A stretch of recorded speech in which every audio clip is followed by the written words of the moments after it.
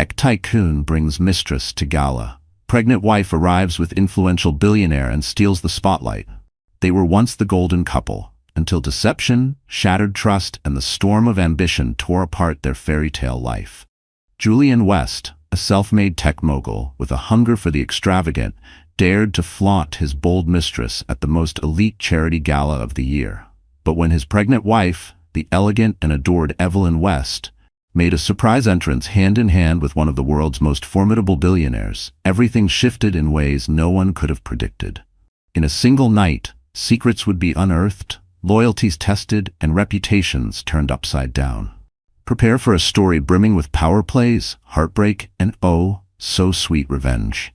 The vast West estate in Napa Valley, California, was, to the outside world, the definition of luxury. Towering white Tuscan columns flanked the front entrance. Pristine rose gardens stretched endlessly into the hills, and a winding cobblestone driveway snaked through the property, inviting guests toward opulence. Inside, priceless artwork adorned the walls, originals by Picasso, Monet, and Diaz, silently declaring the unimaginable wealth of its owners. Yet beyond those grand doors, the air was heavy with unspoken truths and quiet resentment. Evelyn West, 5 months pregnant, sat alone on a plush velvet sofa in the sunken living room, her hand gently resting on her small baby bump. Though she was cocooned in comfort and luxury, the emotional isolation was suffocating. The glow of the house's chandeliers only seemed to cast longer shadows. For weeks, whispers had echoed in social circles that her husband, Julian West, was involved with another woman. The tabloids, always bloodthirsty for drama, ran cryptic headlines like "Tech Giant Caught in Secret Romance" and "Billionaire's Late-Night Escapades." At first, Evelyn had brushed them off. Julian had always been the doting partner, showering her with lavish gifts, love notes, and last-minute escapes to secluded island resorts. But even those memories had started to feel staged, like well-rehearsed scenes in a crumbling play. As the weeks wore on, Julian began coming home late, muttering paper-thin excuses, and sometimes the lingering scent of an unfamiliar perfume clung to his $1,000 suits. That's when doubt began to creep into Evelyn's thoughts. Even the household staff had grown more reserved, too quiet, too watchful. The once serene home now echoed with silence and suspicion. Then one evening, Evelyn decided she needed answers. She waited in his study, a room that radiated old-world sophistication, with towering mahogany shelves and a vintage world map stretched across one wall. She remembered how Julian used to trace routes across that map, dreaming aloud of new ventures. But tonight, the sight of her husband filled her with dread, rather than admiration. "Julian," she said quietly, her voice shaking despite her attempt at calm, "I need to ask you something. Are you having an affair?" He paused, his broad shoulders stiff beneath his custom blazer. A storm of emotions crossed his face: denial, offense, and then something else Evelyn couldn't place. Finally, he gave a faint shrug, a gesture so cold it left her hollow. "Does it matter, Evelyn?" he replied, refusing to even deny it. The words hit her harder than any confession. Not only had he betrayed her, he didn't even think she deserved the dignity of a lie. She felt her strength fade. Their marriage, once rooted in love and loyalty, now hung by a thread. This was the same man who had once held her hand through a hurricane at sea, promising never to let go. Yet now, he couldn't even offer her a lie to ease the pain. A single tear slipped down Evelyn's cheek. A quiet, devastating answer to her question. She said quietly, her voice trembling despite every effort to keep it composed. "I need to know, are you having an affair?" He paused, his broad shoulders tensing beneath the fabric of his custom-tailored jacket.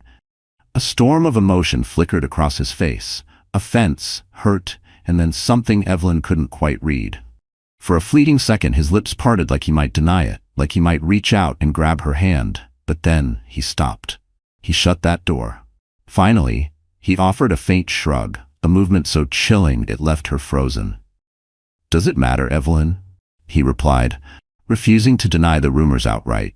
His voice was flat, detached, as if her heartbreak was a minor inconvenience, rather than the collapse of everything they had built. She felt her strength evaporate. She had always believed that their marriage was built on love, loyalty, and shared dreams. This was the man who had once gripped her hand through a fierce ocean storm, vowing never to let go. And now he couldn't even offer her a shred of reassurance. Not even a lie. Not even a whisper of guilt. A single tear slid down Evelyn's cheek, a quiet, devastating symbol of heartbreak. The conversation ended as abruptly as it had begun. Julian left, claiming an urgent business meeting, leaving Evelyn alone in the suffocating silence of the estate. He didn't ask if she was okay. He didn't look back. The door clicked shut like a final verdict. She sat for what felt like hours, her gaze locked on the ticking grandfather clock in the corner. Each swing of the pendulum chipped away at her sense of stability, hammering home the truth. Everything had changed. Even time felt different now, colder, sharper, less forgiving. That same evening, Evelyn's phone rang. It was her longtime friend and PR strategist, Natalie Pierce.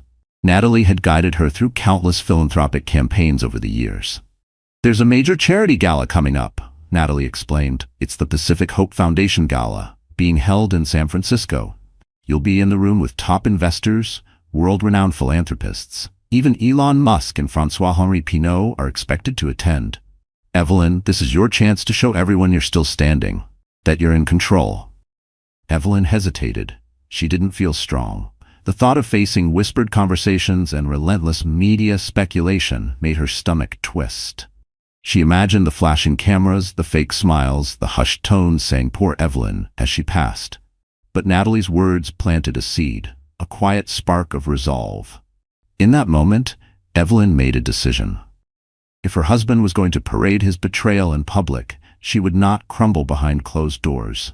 She would face the world with her head held high, for herself and for the child she was carrying. She would not be the silent wife locked away in a mansion of secrets. If she was going to be watched, let it be on her terms. The next day, the tabloids were ablaze with a single name, Giselle Marquette. Glossy photos splashed across gossip columns showed a raven-haired beauty with a flawless figure dressed in shimmering haute couture. The headlines were merciless in their speculation. Julian West's mystery flame revealed, and Billionaire spotted with French starlet in late-night rendezvous. In the candid shots, Giselle wore an enigmatic smile that seemed to whisper, "I know exactly what I'm doing." That smile seemed to say, "Yes, I know exactly what I'm doing." Evelyn stared at the newspaper, her breakfast untouched. She tried to steady her breath, silently repeating to herself that tabloids thrived on exaggeration. But a small, persistent voice inside her whispered, "What if this time, it's true?" And if it was, then Giselle Marquette's reputation didn't exactly scream discretion. She was a French socialite, steadily gaining fame in the film industry, rumored to have a trail of powerful lovers behind her, and a flair for scandal. The media devoured her every step, and now, according to the latest headlines, she had her eyes fixed on Julian. Just as Evelyn reached for her phone to call Natalie for a distraction, the front gates buzzed. Moments later, she watched from the large bay window as a sleek crimson sports car zipped up the driveway, flinging gravel in its wake. Julian stepped out from the passenger side, his face locked in that emotionless mask Evelyn had grown to dread. The driver's side opened, and out stepped Giselle Marquette herself, her stiletto heels clicking sharply against the polished stone driveway. Evelyn's stomach turned. So it was true. Part of her had expected Julian to deny the affair if it ever came to light. Maybe say Giselle was just a business associate, offer some thin reassurance that Evelyn still had a place in his life. But this wasn't subtle. The mistress had shown up at their home. Evelyn rushed to the grand foyer, her breath faltering with every step. She tried to stay composed as Julian escorted Giselle through the massive entrance. The marble floors mirrored their silhouettes, adding to the surreal weight of the moment. Evelyn had never felt more exposed. The three of them stood frozen in place, a standoff without words. The tension was heavy, tangible. "Julian," Evelyn began, trying to steady her voice, "what is she doing here?" Giselle's lips curled into a smug smile. "I was in the neighborhood," she purred, her soft French accent giving her words a polished, calculated edge. "Julian kindly offered to show me the property." Julian didn't flinch. His once affectionate gaze now met Evelyn's with a flat, unreadable expression. "Giselle is my guest," he said simply, his tone void of comfort. Evelyn instinctively placed a hand on her belly, as if shielding her unborn child from the emotional blow. She had feared the possibility of infidelity, but she never expected Julian would flaunt it so shamelessly, in their own home. The audacity of it made her nauseous. Giselle glanced toward the sweeping staircase and the ornate chandelier overhead, an heirloom Evelyn and Julian had won at an art auction in Paris. "Stunning," Giselle murmured. "You have exquisite taste, Evelyn." The words dripped with condescension, cutting sharper than any scream. Evelyn felt her cheeks flush with heat. She wanted to respond, to tell Giselle to leave, to reclaim her space, but a wave of dizziness surged through her. The pregnancy had made her physically more fragile, and the emotional weight of this confrontation pushed her to her edge. She closed her eyes briefly, trying to regain control. Julian must have noticed. He took a single step toward her, his brow creased in concern. For the briefest second, Evelyn thought he might reach out, might ask if she was okay. But then Giselle looped her arm through his, pressing her body against his with practiced intimacy. Julian stiffened, caught in that moment between concern for his wife and some distorted loyalty to his mistress. When Evelyn opened her eyes again, Julian and Giselle were already making their way up the sweeping staircase, heading toward the second-floor balcony, where their most treasured artwork lined the walls. The message was unmistakable. Giselle wasn't just a passing indulgence. She was a welcomed guest in Evelyn's marital home, with Julian's blessing. Evelyn stood frozen, tears threatening to spill. In that instant, she saw with painful clarity that her marriage had crossed an irreversible threshold. Her heart shattered, and at the same time, something inside her solidified. For far too long, she had worn the mask of the devoted wife, the elegant hostess who never questioned her husband's allegiances. But if Julian was willing to publicly humiliate her by legitimizing his affair, then Evelyn would find a way to reclaim control of the narrative, her dignity, and the future she was fiercely trying to protect for her unborn child. She pulled out her phone and typed a message to Natalie. "You were right about the gala. I'll go. Help me make an entrance they'll never forget." 3 days before the Pacific Hope Foundation Gala, Evelyn traveled into San Francisco to meet Natalie at a high-profile networking event for philanthropic leaders. Wearing a sleek black maternity dress that hugged her growing belly in all the right places, Evelyn moved through the room with quiet elegance that turned heads. Despite the emotional wreckage she carried inside, she knew how to maintain composure in public. She smiled gently, exchanging pleasantries with familiar faces, artists, benefactors, local officials. Natalie Pierce, ever the strategic force in a tailored white pantsuit, was a whirlwind of charm and command. She floated from group to group, making introductions with diplomatic ease. Her mission was clear: connect Evelyn with the kinds of allies whose power could eclipse Julian's, just in case he tried to undermine her during the gala. It was near the sparkling ice sculpture of the Golden Gate Bridge, an odd yet captivating centerpiece, that Natalie beckoned Evelyn over. Standing next to her was Damien Cole, the CEO of Titan Nova Technologies. A towering figure both in stature and in the world of innovation, Damien was renowned for his visionary leadership in global tech. Rumor had it, he was among the richest men on the planet, someone often mentioned in the same breath as Elon Musk, an icon of disruptive innovation. Tall, with a confident presence and silver-streaked temples that gave him a dignified charm, Damien stood out, even in a room packed with elite power players. "This is Evelyn West," Natalie said, her voice buzzing with excitement. "She heads the charitable arm of the West Foundation. She's also a dear friend." Evelyn extended her hand, her eyes meeting Damien's. A quiet spark passed between them, a mix of intrigue and mutual respect. "It's a pleasure, Mrs. West," he said, taking her hand gently. "Natalie's told me you're doing extraordinary work, especially in children's health care." Despite the emotional storm she'd been weathering, Evelyn felt a flush of pride. She had poured her heart into building better pediatric care systems for underserved communities. "I do what I can," she replied modestly.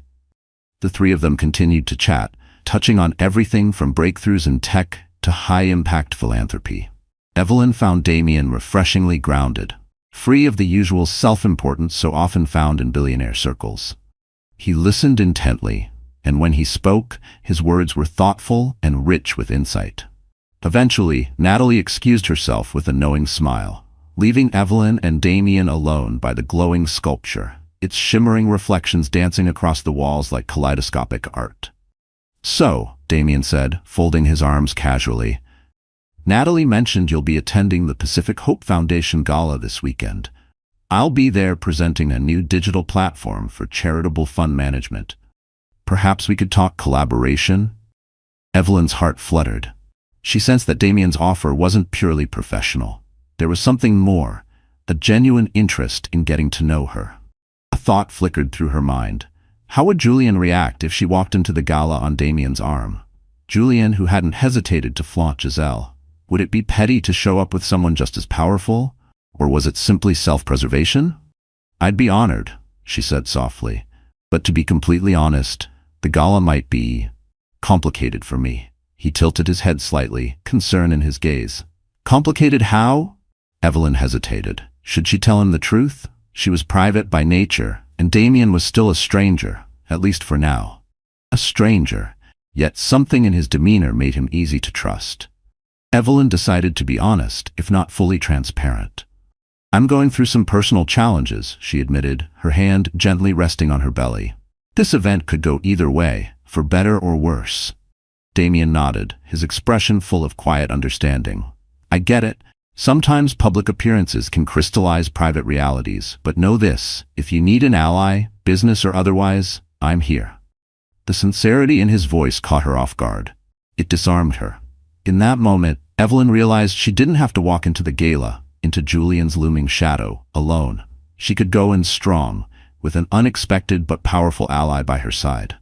Before parting ways, Damien handed her a sleek, matte black business card engraved with a shining silver emblem of Titan Nova's signature comet. "Call me if you need anything," he said, "even if it's just moral support." Evelyn tucked the card into her purse, her thoughts racing. For the first time in weeks, she felt a flicker of hope. The cruel memory of Julian and Giselle's laughter still echoed in her mind, but now Evelyn felt something she hadn't in a long time. Agency. She had found a way to fight back, on her own terms. What she didn't yet know was that this burgeoning alliance with Damien Cole would trigger a chain reaction, one that would spiral far beyond her expectations, and lead to a public moment so explosive even seasoned society columnists wouldn't have dared to script it. The Pacific Hope Foundation Gala was no longer just another formal evening. It had become a battlefield, a test of pride, power, and personal resolve.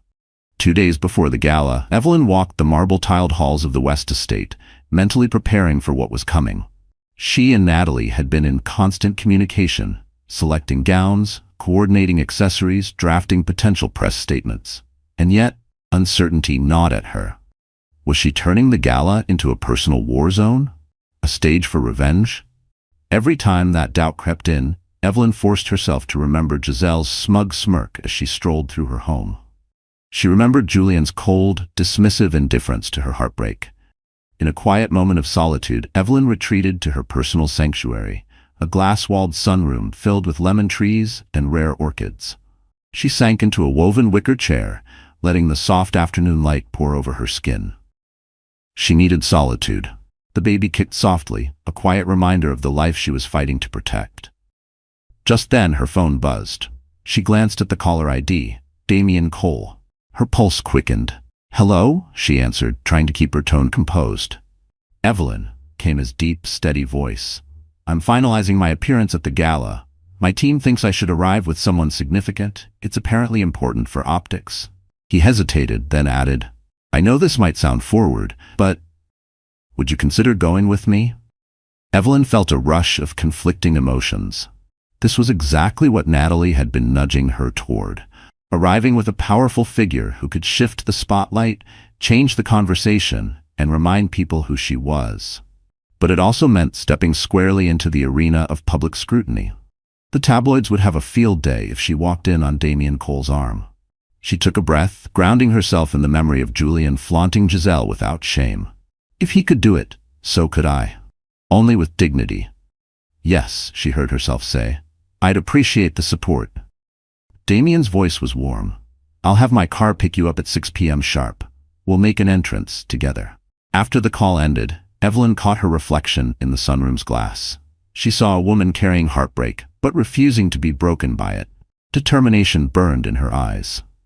And though fear lingered underneath it all, she whispered to herself, "I can do this." That evening, Natalie arrived at the estate, pulling behind her a rolling wardrobe case overflowing with designer gowns, heels, and sparkling accessories. "We're going to make you shine," Natalie declared, planting her fashion arsenal in the center of the grand foyer. She unzipped the case, revealing shimmering silks and velvets in rich, commanding tones: emerald, sapphire, ruby, and gold. "Pick whatever makes you feel strong," she said with a reassuring smile. "But if I may suggest, go bold. Let them see you, not just the pregnant woman left at home." Evelyn's fingers brushed over a deep emerald green velvet gown. She lifted it carefully from the rack, envisioning herself walking into the gala, chin lifted, baby bump proudly visible. Something about the color, it felt regal, unshakable. "This one," she said, her voice clear. Natalie beamed. "Excellent choice. With the right diamond accents, you'll look like royalty. Like a queen." They spent hours refining every detail, from hair and makeup to the statement necklace Natalie had pulled from a luxury boutique in Union Square. It was a subtle piece, but once the light hit it, it shimmered like a constellation. Every choice felt like a step toward restoring Evelyn's dignity. She was reclaiming herself, piece by piece. In the middle of all the final touches, Evelyn's phone buzzed with a message. It was from Julian. For the first time in days. "I'll be leaving early for the Pacific Hope Gala. Don't feel obligated to come if you're not feeling well." The message was cold, lacking even a trace of warmth or sincerity. Evelyn stared at it in disbelief. Even now, Julian was trying to erase her from the picture. Her reply was swift and to the point. "I wouldn't miss it for the world." For a fleeting moment, she let herself imagine his face when he saw her arrive on Damien Cole's arm. Would he feel even the slightest twinge of regret? Or would Giselle's presence fortify his ego? It didn't matter. Evelyn had made her decision. Whatever happened, she would not let Julian diminish her. Night settled over the West Estate as Natalie left, confident that Evelyn's look for the gala was nothing short of perfect. Before heading to bed, Evelyn lingered in the hallway just outside the nursery. The room was still in progress. There was a crib, a rocking chair, and soft, pastel curtains swaying gently in the breeze. She placed a hand on her belly, speaking softly. "I'm doing this for us," she whispered, tears forming in the corners of her eyes. "So we can have the life we deserve." That night, as she drifted off to sleep, Evelyn dreamt of the gala. Camera flashes, the low buzz of high society voices mingling, Damien's steady presence beside her. The images shifted and blurred, but through it all, one emotion stayed rooted in her chest: hope. For the first time in a long while, Evelyn felt like she was taking charge of her own story, even if it meant stepping into a battlefield in heels. The day of the Pacific Hope Foundation Gala dawned bright and clear, touched by the gentle crispness of early autumn in Northern California. The venue, San Francisco's historic Fairmont Hotel Ballroom, was abuzz with activity from the moment the sun rose. Truckloads of lush floral arrangements arrived, while a brigade of caterers moved swiftly with trays of delicate hors d'oeuvres. Outside, members of the media assembled behind barricades, positioning cameras and microphones, preparing to capture the arrivals of tech giants, philanthropists, and social royalty. Evelyn woke with a flutter of nerves that only grew stronger as the hours passed. After a light breakfast, she tried to distract herself by reading the morning news. The headlines were their usual blend of tabloid fodder and world affairs. Elon Musk unveiling a new rocket design, François-Henri Pinault finalizing a record-breaking luxury merger, finalizing a major acquisition in luxury goods. Meanwhile, gossip columns speculated endlessly about who would appear at the gala and with whom. But one headline made Evelyn's heart sink. An article titled "Julian West and Giselle Marquette, the power couple to watch," was accompanied by a grainy photo of the two of them leaving an upscale restaurant. Evelyn shut her laptop, pulse quickening. She reminded herself why she was doing this, not to stoop to Julian's level, but to reclaim her dignity and secure her future. By late afternoon, Natalie arrived, flanked by a full hair and makeup team. Amid the flurry of curling irons, makeup brushes, and last-minute dress adjustments, Evelyn felt as if she were gearing up for battle. And in a way, she was. This wasn't just a social event. It was a reckoning. At precisely 6 p.m., a sleek black limousine pulled up to the front steps of the West Estate. Damian Cole stepped out in a perfectly tailored midnight blue tuxedo, his demeanor calm and confident. When Evelyn emerged in her emerald velvet gown, her hair styled in a soft, elegant chignon, Damian's eyes lit up with admiration.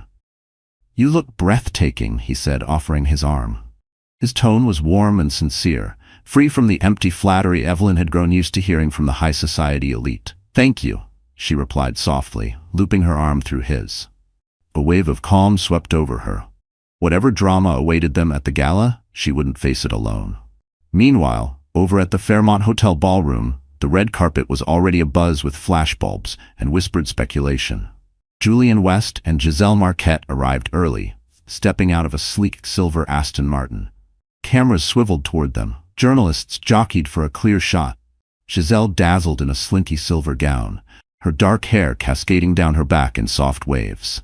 Julian wore a deep charcoal tuxedo, his expression smug as they posed effortlessly for photographers. "Is it true?" one reporter called out. "Are you two the newest power couple in Silicon Valley?" Giselle flashed a coy smile. Julian gave a non-committal shrug, adding fuel to the fire of speculation. As they moved toward the entrance, Julian glanced behind him, half expecting to see Evelyn trailing indiscreetly behind. But she wasn't there. For just a moment, a flicker of uncertainty crossed his face. Had she decided not to come? Inside the opulent ballroom, under a canopy of crystal chandeliers and soft orchestral music, guests mingled. Billionaires chatted with ambassadors, CEOs toasted deals over glasses of champagne. Giselle immediately drew attention, flirting with fascinated admirers, while Julian soaked in the envy of less powerful businessmen. Everything appeared to be going perfectly for the scandalous pair. Until a sudden hush fell over the crowd near the grand entrance. All heads turned as Damian Cole entered, with a composed, radiant Evelyn West on his arm. For a beat, silence held the room hostage. Then came the explosion of flashing cameras, reporters elbowing one another to get the best shot. "Evelyn, over here. Is that Damian Cole with you? Evelyn, you look absolutely stunning." Evelyn, who had always been modest when it came to media attention, forced herself to lift her chin, offer a serene smile, and walk with quiet grace. The sparkle of her diamond necklace caught the ballroom lights, subtle but powerful, as if signaling to the crowd. She was no longer the scandal-shrouded wife, but a woman of strength and self-respect. Across the room, Julian froze, his jaw clenched, his fists tightened at his sides. He watched as Damian escorted Evelyn into the room with the ease of a seasoned gentleman. Giselle, sensing Julian's change in energy, followed his gaze until her eyes landed on Evelyn. A flicker of panic crossed her face, quickly masked by disdain. The crowd parted almost reverently, allowing Evelyn and Damian to pass. One by one, guests turned to greet her, complimenting her philanthropic efforts, praising her poise, and marveling at her glowing presence. In minutes, the entire atmosphere had shifted. Whispers buzzed through the grand hall. "Is Evelyn moving on? Who's the man with her? Is Damian Cole her new supporter? What about Julian and that French actress?" Damian led Evelyn to a tight circle that included some of the event's most powerful names. Among them, Elon Musk and François-Henri Pinault, engaged in animated discussion about new global initiatives. When Evelyn introduced herself, both men greeted her warmly, expressing genuine admiration for her work in children's healthcare and outreach. From across the room, Julian watched, his stomach roiling. He had envisioned this night as his moment to shine, to dazzle the elite with Giselle on his arm. But now, all eyes were on Evelyn, and the billionaire tech visionary by her side. Then, Evelyn caught Julian's eye. Beneath his carefully guarded exterior, she spotted it, the fury, and it brought with it a small, empowering wave of satisfaction. She hadn't come looking for revenge, but if Julian intended to humiliate her, she would show him just how brightly she could shine without him. Giselle gripped Julian's arm tightly, her eyes narrowing with feline precision, as if ready to pounce. The stage was set. Every major player was present. What had once been a well-meaning philanthropic gala had now become something else entirely, a battlefield of pride, power, and quiet vendettas. And it was just beginning. As the evening transitioned from the reception area to the grand dining hall, a live string quartet began playing a soft, flowing melody. Guests were ushered to their assigned round tables, draped in golden linens and centered with cascading white orchids and tall, flickering candles. The ambiance was ethereal, elegant, refined, carefully veiling the tension simmering just beneath the surface. Evelyn and Damien found themselves seated at a table near the stage, close enough to observe the evening's main events, yet perfectly positioned in clear view of everyone else. Natalie, ever the strategist, had arranged it that way. Across the room, Julian and Giselle were seated with a cluster of high-profile philanthropists. Though the physical distance between the two tables wasn't great, to Evelyn, it felt like miles of shattered trust and broken vows stretched between them. Throughout the dinner, Damien engaged Evelyn in thoughtful conversation. He asked about her vision for the West Foundation, and she opened up, sharing her dream of building a network of children's hospitals that fused advanced medical technology with compassionate care. Damien looked genuinely impressed. "You've got an extraordinary vision," he said, sipping sparkling water. "I'd love to see your plans in detail. There might be some great synergy with Titan Nova's medical tech branch." Evelyn smiled, feeling a wave of gratitude. The conversation wasn't just for show. He respected her mind, her mission. And after months of being defined only as Julian's wife or a headline in some gossip rag, that meant everything. Just as the main course, pan-seared sea bass over truffle risotto, was placed before them, the evening's MC stepped onto the stage. "Ladies and gentlemen," he began, "we have some incredible presentations tonight, followed by a charity auction you won't want to miss. But first, please welcome the CEO of Titan Nova Technologies, Mr. Damien Cole, here to share a groundbreaking philanthropic platform." A ripple of applause moved through the ballroom. Damien stood, straightened his jacket, and gave Evelyn a quiet, supportive nod before making his way to the podium. He began his presentation, introducing a digital platform designed to revolutionize how charitable funds were tracked, distributed, and reported. The crowd listened attentively, impressed by the clarity and innovation in his vision. Evelyn watched, a spark of pride swelling in her chest. She hadn't known Damien long, but in that moment, she admired the substance behind the title. From across the room, she noticed Giselle whispering into Julian's ear, her eyes darting from him to Damien on stage. Julian's face remained stoic, but the tension in his jaw betrayed him. When Damien concluded, the room erupted in applause. Then the MC returned. "And now," he said, "please welcome Mr. Julian West to present a significant donation from the West Foundation."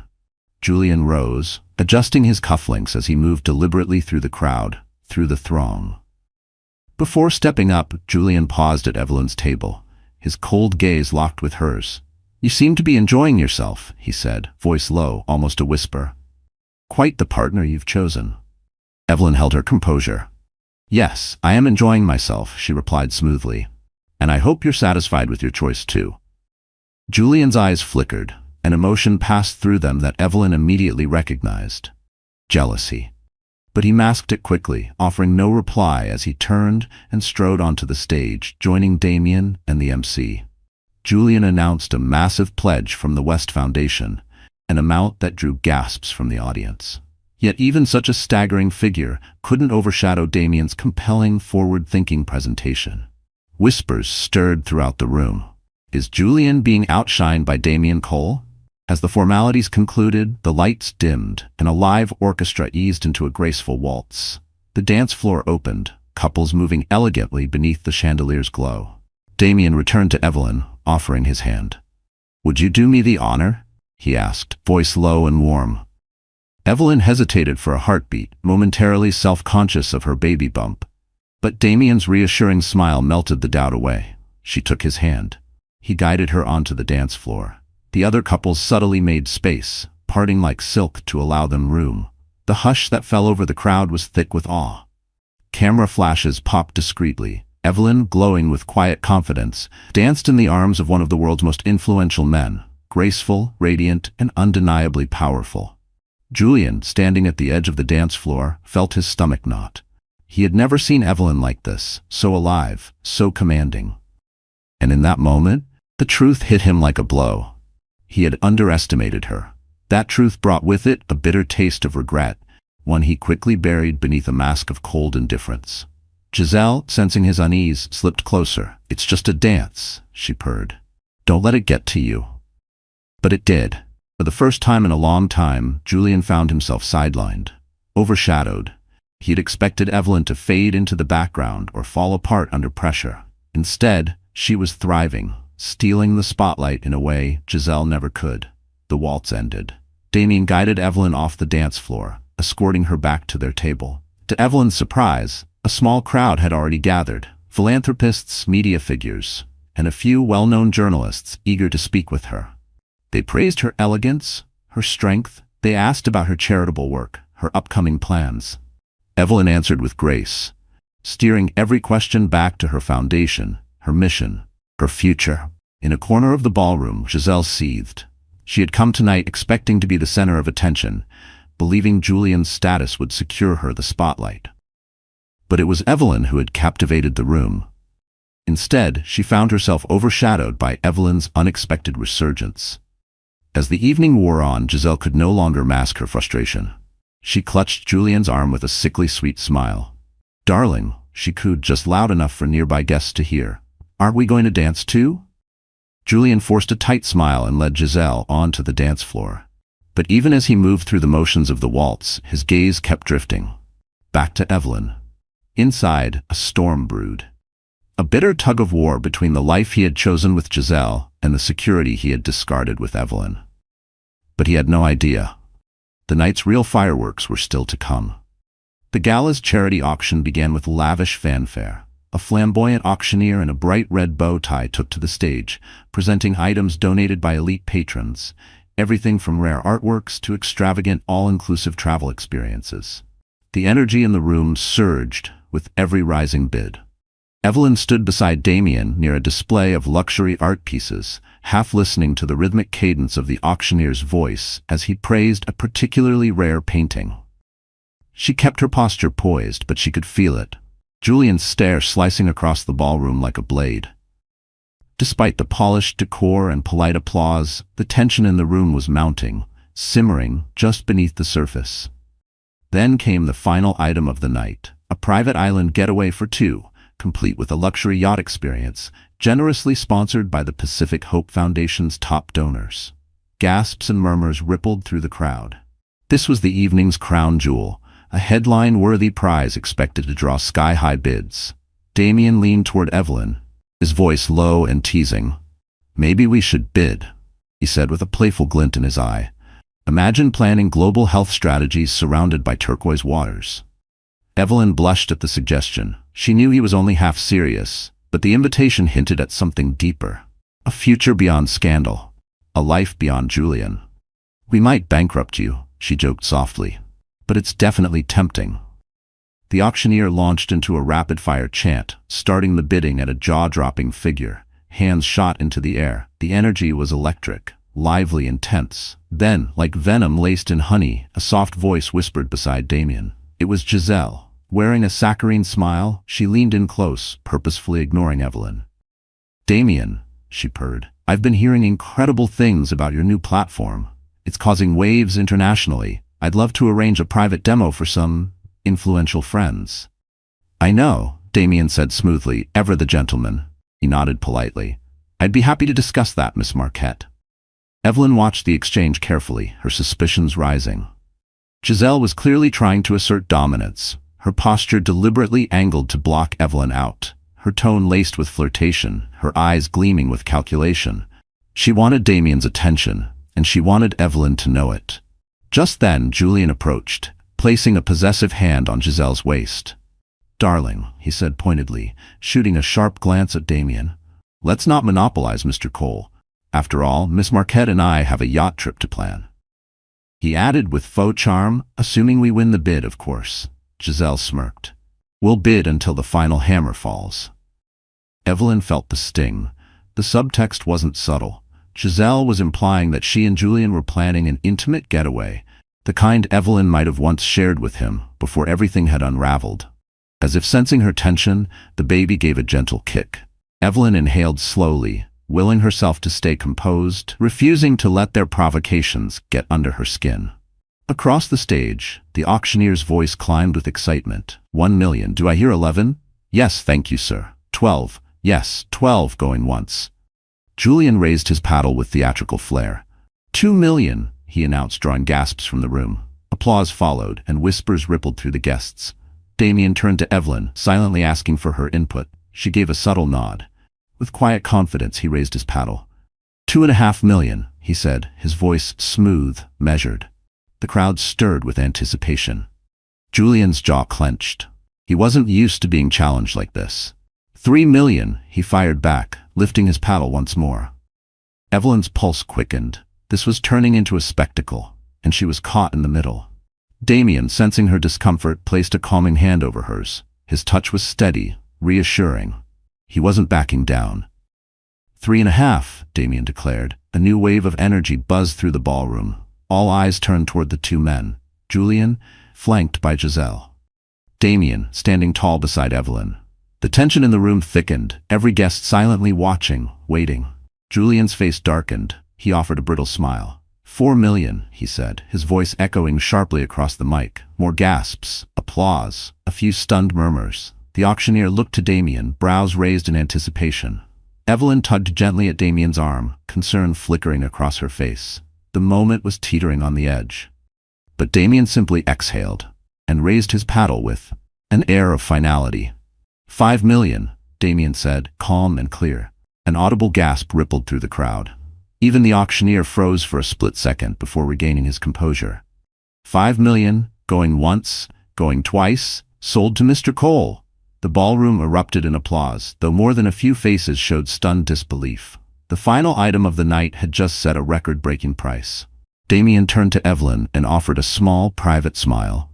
She mouthed a quiet, "Thank you," knowing exactly what his gesture meant. He had done it not for spectacle, but to protect her pride. Maybe even to send a message. Across the room, Julian stood rigid, bristling with fury. Giselle clung to his arm, her expression twisted in disbelief and irritation. Evelyn caught the moment. Julian, usually composed, was now visibly unraveling. The irony wasn't lost on her. His attempt to parade a new relationship had only driven her closer into the orbit of someone far more powerful. As the auction wrapped and guests began drifting toward the after-party lounge, Julian made his move. He cornered Evelyn near a velvet-draped pillar, his eyes simmering with resentment. "Enjoy your victory," he hissed, his voice low and sharp. "You think showing up with Damien Cole will make me jealous?" Evelyn stood her ground, refusing to shrink. "I'm not parading," she said calmly. "I'm living my life. If that threatens you, maybe you should rethink the life you've chosen." His eyes dropped to her belly. For the briefest second, she thought she saw something flicker. Concern, maybe? But it vanished just as quickly. He leaned in closer, his voice now a dark whisper. "Be careful, Evelyn. You're playing a dangerous game." She straightened her posture, chin lifted high. "I learned from the best," she replied, her voice steady. Then she turned on her heel and walked away, back to Damien. Julian stood there, seething. In the distance, Giselle gave a small wave, beckoning him with a forced smile. He went to her, but his eyes never left Evelyn. Around them, the gala continued, glittering and grand, unaware of the private storm still swirling. But the night's revelations were far from over. The after-party unfolded inside the Fairmont's iconic Laurel Court, transformed for the evening into a sultry lounge. The lighting was low and warm, the velvet armchairs plush, and a live jazz band filled the air with slow saxophone melodies. Guests sipped expensive champagne, laughter echoing beneath the high ceilings. But underneath the glamour, hushed voices and cautious glances hinted at deeper stories still unraveling. Evelyn sat on a vintage chaise near the far end of the room, Damien at her side. Natalie hovered nearby, subtly intercepting curious guests who tried to inch too close to Evelyn's personal life. Evelyn was quietly grateful for Natalie's protective energy and for Damien's constant, grounding presence. Still, her emotions were raw, her body weary. The baby had been restless all evening, and the subtle shifts and kicks reminded her of how much strength it took to simply be present. "Are you all right?" Damien asked gently, covering her hand with his. She nodded, offering a tired smile. "Yes, just overwhelmed." Before Damien could respond, a loud commotion erupted near the bar. Giselle Marquette's shrill voice cut through the mellow jazz like shattered glass. "Are you calling me a liar?" she barked, eyes blazing as she stared down an elderly society matron, who now looked both startled and visibly shaken. Heads turned instantly, eager for drama. Julian rushed to Giselle's side, trying to calm her, but she yanked her arm away. "I have nothing to hide," she declared, her cheeks flushed, "and I certainly don't need some uptight relic questioning my integrity." A heavy hush blanketed the room. The matron, Mrs. Sutcliffe, known for her sharp tongue, turned a shade of crimson and stammered out an apology. Natalie, ever the PR professional, moved quickly to separate the women, smoothing over the scene with quiet diplomacy. But the damage was already done. Murmurs swirled, guests whispering about Giselle's explosive temper, her lack of tact, and the cracks showing in Julian's carefully controlled image. Evelyn watched the chaos unfold with a complicated mix of pity and exhaustion. She'd heard rumors about Mrs. Sutcliffe's brutal honesty. It was no secret the woman had made a sly comment about Giselle's new money pedigree, something that clearly sparked the outburst. Either way, it wasn't a good look for Julian. A few minutes later, Julian approached Evelyn and Damien. He looked pale. His tie hung loose around his neck. A sheen of sweat glistened on his temple. Meanwhile, Giselle remained at the bar, nursing a glass of something that looked far too dark to be champagne. "Damien, Evelyn," Julian said, clearing his throat. "I'd like a word. In private." Evelyn and Damien exchanged a brief glance. With a quiet nod, she stood, signaling she would handle it. They stepped into a dim alcove just off the main lounge, away from curious eyes and listening ears. "What do you want, Julian?" Evelyn asked, her arms folding instinctively over her bump. He exhaled hard, as though weighed down by 1,000 regrets. "Look, this is messy," he began. "Giselle is a complication, I'll admit that." His voice dropped lower. "But don't think for a second I'm going to let you tarnish the West name by getting wrapped up in rumors about you and Damien Cole." Evelyn stiffened. "You have the nerve to talk about rumors," she snapped, "when you've spent the entire night parading Giselle around like some prize?" Julian's carefully built composure began to fracture. "Giselle isn't the issue here, Evelyn. You're using this event and Damien to humiliate me." Evelyn felt a flash of anger rise in her chest. "Humiliate you?" she repeated, her voice tight. "Julian, you've been humiliating me for months, parading Giselle around, refusing to even deny the affair. And now you expect me to keep smiling, keep playing the devoted wife while you dismantle our marriage in public?" She shook her head. "No, I won't." Julian's expression flickered with something almost like desperation. "Don't do this, Evelyn," he said, his voice dropping, nearly a plea. "Whatever you think of me, the reputation of the West Foundation is on the line. Our child's future is on the line." For a moment, tears pricked at the corners of Evelyn's eyes. She remembered when Julian's words used to be rooted in love, not manipulation. "If you truly cared about our child's future," she said evenly, "you would have respected our marriage." Julian's fists clenched at his sides. "You don't understand." "Then make me understand," Evelyn challenged, her voice rising. "Because from where I'm standing, all I see is a man who would rather betray his vows than face his own insecurities." She stepped closer, her words cutting through the space between them. "You lost your conscience somewhere on your way up the social ladder." They stood there, locked in a silence that throbbed with emotion. Somewhere in the background, the jazz band played a soft, sultry tune, completely at odds with the storm between them. Finally, Julian looked away, running a hand through his hair. "Fine, do what you want," he muttered. "But don't forget, you're still carrying my child. Don't drag us both down." He turned and walked away without another word, heading back to Giselle, who downed the rest of her drink in one long swallow. Evelyn stayed rooted in place, her body trembling with fury and heartbreak. It felt like a vice was tightening around her chest, each second squeezing harder. Natalie appeared at her side, moving carefully. "Are you okay, sweetheart?" she asked gently. Evelyn turned toward her, tears brimming in her eyes. "I'm tired," she whispered. "Tired of being hurt, tired of being made to feel guilty for wanting basic respect." Natalie wrapped her in a quiet hug. "Then let this be the last time you ever feel that way," she said softly but firmly. Just then, Damien approached, concern etched into every line of his face. It was clear he had overheard at least part of the conversation. "Shall we leave?" he asked, his voice low, steady. "We've made our statement." Evelyn hesitated, a Part of her wanted to stay, if only to show that she wouldn't be intimidated or chased away. But the larger part of her, the exhausted, emotionally frayed part, longed for peace, for rest. "Yes," she finally said. "Let's go." With Natalie's help, they exited the gala quietly, slipping past the curious stares and into the crisp San Francisco night. The limo was waiting. It whisked Evelyn away from the chaos of the Fairmont Hotel and into the safety of the dark, quiet car. As they pulled away from the grand building, she let out a shaky breath. She didn't know what storms tomorrow might bring.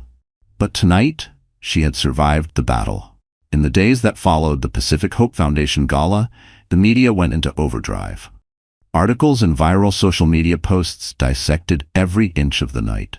Julian's public display of affection with Giselle, Evelyn's show-stopping entrance with Damian Cole, the record-breaking auction showdown, and of course Giselle's now infamous bar meltdown. Tabloids splashed side-by-side photos of Evelyn and Giselle under dramatic headlines like, "Who really stole the gala?" Evelyn found brief moments of comfort in the quiet corners of the West Estate. She used the time to recharge after the emotional whirlwind. She spent hours reading pregnancy books, tending to the nursery, and taking slow, reflective walks in the garden, always accompanied by Natalie's steady, calming presence. But every time she stepped outside or glanced at her phone, a fresh wave of speculation greeted her. The press wouldn't let go. Rumors about her crumbling marriage and her potential involvement with Damian flooded the headlines. She tried to tune out the noise, but some of it always slipped through. Meanwhile, Damian checked in regularly. Sometimes just a text, "Hang in there." Other times a phone call to update her on the progress of the philanthropic platform he had launched at the gala. He never pressed for details about Julian. He never asked for more than she was willing to give. Instead, he offered her something rare: calm, understanding, and space. A quiet kind of kindness that Evelyn hadn't realized she'd been so deeply missing. Julian, on the other hand, was conspicuously absent. He spent most nights away from the estate. The staff whispered about his late returns and Giselle's car occasionally spotted near the gates before dawn. Day by day, Evelyn felt less like she was bleeding from betrayal, and more like she was healing. The pain dulled. It stopped slicing and started fading. She told herself again and again, "I deserve someone who chooses me fully, not someone who plays emotional chess with my heart." Then, one afternoon, Natalie burst into Evelyn's private sitting room, iPad in hand, her face pale with urgency. "You need to see this," she said, breathless. She held out the tablet. A leaked video clip from the gala's after-party played on screen. It showed Giselle's outburst at the bar, but now the footage zoomed in, clearly capturing her slurred words to Mrs. Sutcliffe, a woman long rumored to have powerful connections in Washington. Giselle could be heard clearly, her voice dripping with disdain. An old relic who wouldn't know class if it danced naked in front of her. Tango in front of her. Evelyn's hand flew to her mouth. "That's worse than I imagined." "Mrs. Sutcliffe is on the board of half the major charities in New York," Natalie said, grimacing.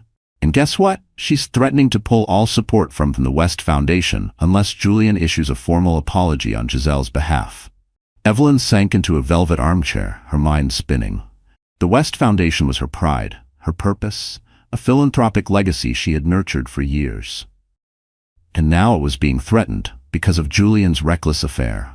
"What does Julian say about all this?" she asked, already suspecting the answer. Natalie's expression darkened. "He's not exactly responding. I've tried contacting him, even tried Giselle's number. Nothing. It's like they've both disappeared into damage control mode while ignoring everyone else." A flare of anger sparked in Evelyn's chest. Alongside it came something else: resolve. She stood tall, shoulders squaring. "If Julian won't handle this, then I will. The Foundation's reputation is on the line." Natalie exhaled in relief. "Thank you. And Evelyn, I think you should consider making a public statement. Something that reminds people you are the leadership force behind the Foundation. Clarify that Giselle isn't affiliated and that you remain committed to its mission." Despite everything, Evelyn felt a renewed sense of purpose. She had co-founded the West Foundation with Julian, but much of the heart, vision, and long-term strategy had come from her. She wouldn't let personal scandal unravel the work that meant so much to so many. "Let's draft a statement," she said firmly. We'll spotlight our pediatric health initiatives, and I want a face-to-face with Mrs. Sutcliffe. Personally. Natalie gave a supportive smile. You're doing the right thing. Within hours, Evelyn and Natalie worked with tireless precision, typing up a formal statement reaffirming the West Foundation's commitment to its core values. Evelyn herself would hold a press conference the next day, hoping to stop the bleeding, quash rumors, and reassure donors. She felt a nervous pang at the idea of standing in front of the media again. But the stakes were far too high for retreat. The next morning, camera flashes sparked beyond the estate's iron gates as reporters gathered for the press conference. A small podium had been arranged in the courtyard, flanked by banners bearing the West Foundation's emblem. Evelyn stepped out, dressed in a chic navy maternity gown. Her hair was swept back, her features calm and composed. Natalie stood a few feet away, arms folded, radiating quiet professionalism. After a brief introduction from the Foundation's PR lead, Evelyn approached the microphone.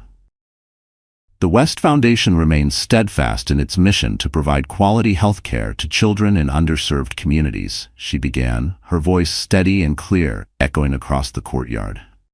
Events at the Pacific Hope Foundation Gala have led to misunderstandings, Evelyn said, her voice composed and clear, but rest assured, our commitment has never wavered. She continued, expressing regret for any perceived disrespect shown to valued donors, making it abundantly clear that such behavior did not reflect the West Foundation's values. The press, ever hungry for scandal, tried to steer the conversation toward Giselle and Julian, but Evelyn deflected gracefully. I'm here to speak about the Foundation, she repeated, unwavering. Every inch, the poised spokeswoman. As the press conference wrapped, polite applause rose, followed by a flurry of shouted questions. In the distance, Evelyn spotted a familiar black car pulling up. Julian's car. Her stomach clenched, but her expression remained calm. As she stepped away from the podium, Natalie leaned in and touched her shoulder. Do you want me to handle him? Evelyn shook her head. No, I'll deal with it. Julian emerged from the vehicle, his face tight with strain. He moved toward her with slow, measured steps, avoiding the reporters still snapping photos and whispering furiously. For a moment, they stood face to face, surrounded by the remnants of the press, the weight of their broken marriage pressing down on the air between them. That was quite the speech, Julian said, his voice low. Didn't know you were going public. Evelyn lifted her chin. I couldn't wait for you to handle it. The Foundation is suffering, Julian. I won't let our personal issues destroy something that matters to so many people. He looked away, jaw tightening, as if searching for the right words. Giselle's sorting herself out, he muttered finally, offering no explanation, no real apology. Evelyn took a steadying breath, pushing down the familiar sting of disappointment. She realized then that whatever fragile thread still connected them, it was fraying fast. We have a child on the way, she said, her tone calm and deliberate. We need to figure out how to move forward, without tearing each other apart, for the Foundation's sake and for our baby. Julian gave a short nod, but his eyes were blank, filled with a kind of emptiness that Evelyn had grown used to. He turned and walked back toward the press, photographers capturing the entire encounter, the tension between them hanging like fog. Evelyn felt the baby kick again, as if reminding her to keep going, and she would. Because in that moment, she resolved something deeply personal. She would no longer be defined by Julian's decisions or by the drama of a marriage gone sour. She was Evelyn West, co-founder of the West Foundation, soon-to-be mother, and a woman who would chart her own path forward. Her own course, regardless of the chaos swirling around her. Weeks passed in a blur of press conferences, meetings with donors, and non-stop damage control. Slowly but surely, the West Foundation began to regain its footing. Mrs. Sutcliffe, after receiving a heartfelt apology from Evelyn and a clear reassurance that Giselle held no official role within the organization, agreed not to withdraw her support. Other benefactors followed her lead, encouraged by Evelyn's unwavering leadership and grace under pressure. Meanwhile, Julian and Giselle grew increasingly volatile. Their loud, public fights at high-end restaurants became tabloid gold. Giselle's name stayed in the headlines, tied to a carousel of rumors. Some linked her to other wealthy men, Others reported she'd been blacklisted from exclusive social circles due to her increasingly unhinged behavior. Julian found himself stuck, trapped between a scandal-laden mistress and a crumbling public image. During that time, Evelyn focused on what truly mattered: her pregnancy, her philanthropic mission, and the supportive relationships that surrounded her. Natalie remained her rock, more sister than friend, and Damien Cole became a steady, calming presence. Their conversations, once strictly professional, slowly shifted into genuine connection, shared laughter, real camaraderie. And all the while, Damien gave Evelyn the space she needed to heal, never crossing boundaries she wasn't ready to move past. Finally, the day arrived for the West Foundation's annual fundraiser. It wasn't the scale of the Pacific Hope Gala, but it was essential to the Foundation's annual goals.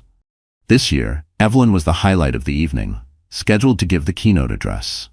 The venue, a refined hotel ballroom in downtown San Francisco, was prepared with understated elegance, soft candlelight, tasteful floral arrangements, a mood of sincerity and quiet purpose rather than extravagance. Evelyn arrived in a flowing, floor-length burgundy gown that gracefully embraced her 8-month pregnancy. The baby stirred, a gentle reminder of life, of hope. As she stepped onto the stage, she looked out over the crowd. Donors, doctors from partner hospitals, business leaders, and loyal friends. She began her speech with honesty, recounting her journey, the storms she had weathered, the heartbreak she had endured.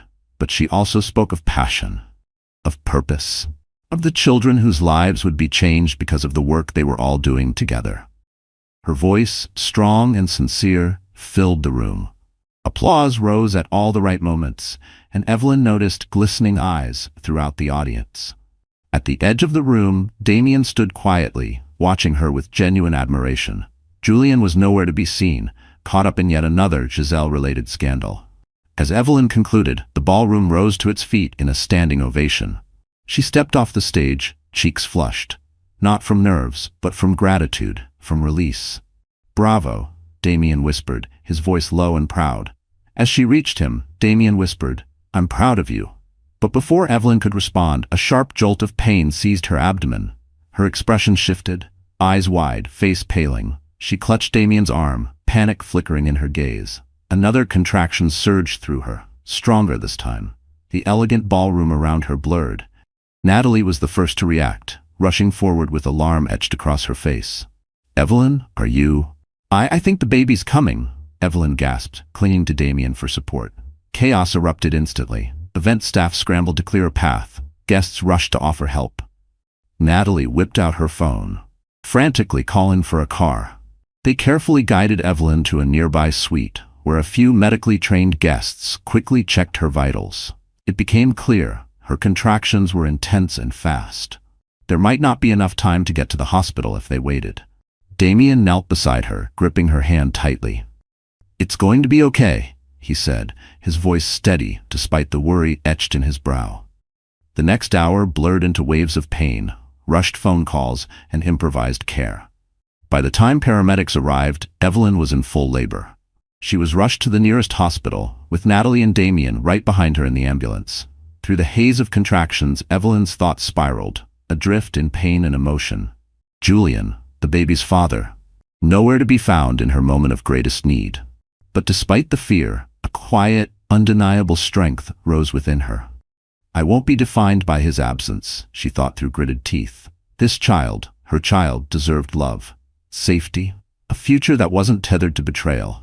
With every labored breath, Evelyn held on to hope that this wasn't the end of something. It was the beginning. After a difficult labor, Evelyn gave birth to a healthy baby boy. Exhausted but overwhelmed with joy, she cradled him against her chest, tears streaming freely. His tiny fingers curled around hers. His soft, newborn cries filled the hospital room. And the pain of the past months faded in that one breathtaking moment of connection. Out in the hallway, Natalie stood quietly, phone to her ear. She left a voicemail. "Julian, your son is here." No reply came. She turned to Damien and gave him a soft nod. He stepped into the room, walked to Evelyn's bedside, and placed a gentle hand on her shoulder. He looked down at the swaddled newborn and smiled. "Congratulations," he said, voice low and full of awe. Evelyn looked from her son to Damien, then to Natalie, the two people who had stood by her through every painful, transformative chapter, and she felt no regret, only a deep, profound gratitude for the unexpected turn her life had taken. Her life had taken a turn. And here, in a quiet hospital room beneath sterile fluorescent lights, Evelyn West found her moment of clarity. The spotlight she had momentarily captured at the gala now felt irrelevant compared to the warmth and love she cradled in her arms. One day later, after the initial whirlwind of labor had passed, Evelyn sat by the window in her hospital room, gently rocking her newborn son. Michael James West, she whispered promises into the soft curls of his hair, promises of protection, of truth, of never letting him be defined by anyone else's betrayal. When she glanced up, Damien was there, watching her quietly from across the room, a gentle smile on his face that spoke volumes of admiration and respect. No, her story wasn't over. There would be custody battles, divorce proceedings, more headlines and public scrutiny. But in this peaceful moment, Evelyn knew with unwavering certainty she and her son would face the future on their terms. They had weathered the storm. Now, it was time to step fully into the light. From glittering galas to hushed hospital corridors, this powerful story of betrayal and transformation reveals one undeniable truth. Real strength is born when everything else falls apart. Evelyn faced heartbreak head-on, drawing strength from her resolve and from the unshakable support of true allies like Natalie and Damien. Julian's wealth couldn't conceal the fractures in his world, and Giselle's glamorous image couldn't protect her from the consequences of her own chaos. But Evelyn? She rose, undaunted. If the twists left you breathless, or if you found yourself silently cheering when Evelyn found her voice, now it's your turn. Hit that like button, share your thoughts in the comments, and don't forget to subscribe for more gripping real-life drama stories. Your support fuels these tales of love, power, and redemption, and helps us bring more of them to the screen. Stay tuned for the next compelling saga. And remember, no matter how dark the night, a new dawn always awaits. How many of you, after watching this, truly want to hear what happens in part 2? If this story stirred something in you, if you felt Evelyn's pain, her quiet strength, her silent storm, then let me know in the comments below. I read every single one, and your words mean more than you know. I'll be replying personally and scheduling part 2 for everyone who asks. Your voice helps shape what comes next. And if you do want to hear the rest of Evelyn's journey, make sure to follow us so you don't miss it. Her story is just beginning, and I promise, part 2 hits even deeper.